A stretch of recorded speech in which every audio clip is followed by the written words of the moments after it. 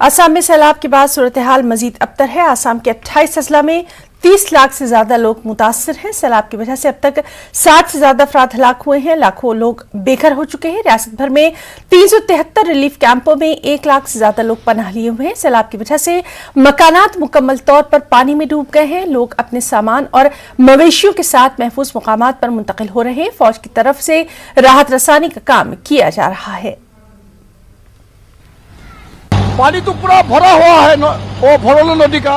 अभी पाम से पानी निकल रहा है, लेकिन गार्ड वॉल टूटने से वो पानी फिर हमारा तरफ चला आएगा।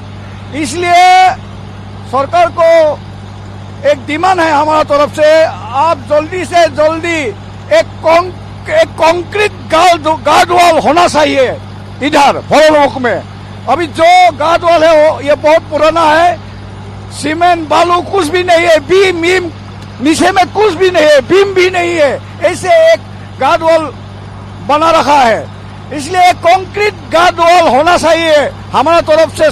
सरकार को एक डिमांड है, नहीं तो ऐसे रहने से हमारा क्या होगा, हमारा सारा प्रॉपर्टी लॉस हो गया। पानी के लिए सबका लोग का प्रॉब्लम हो रहा है, कोई निकल नहीं सकता है, कोई ऑफिस नहीं जा सकता है। और हम लोग का ये दुकान है पूरा पानी पानी है, अंदर में घुस के बहुत सामान खराब हो गया, फ्रिज वगैरह सब खराब हो गया। इसलिए हम क्या उपाय है, मेरा पान का पत्ता भी खराब हो रहा है, इसलिए हम निकल के आया है। कोई बिक्री करेगा, 2 पैसा मिलेगा, बाजार करेगा। घर में कोई सामान भी नहीं है, रेशन भी नहीं है, इसलिए हम निकल के आया है।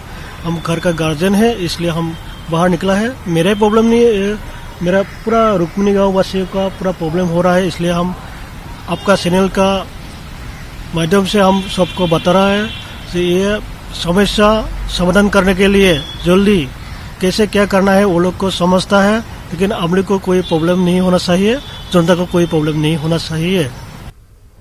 बांग्लादेश में शदीद तरीन सैलाब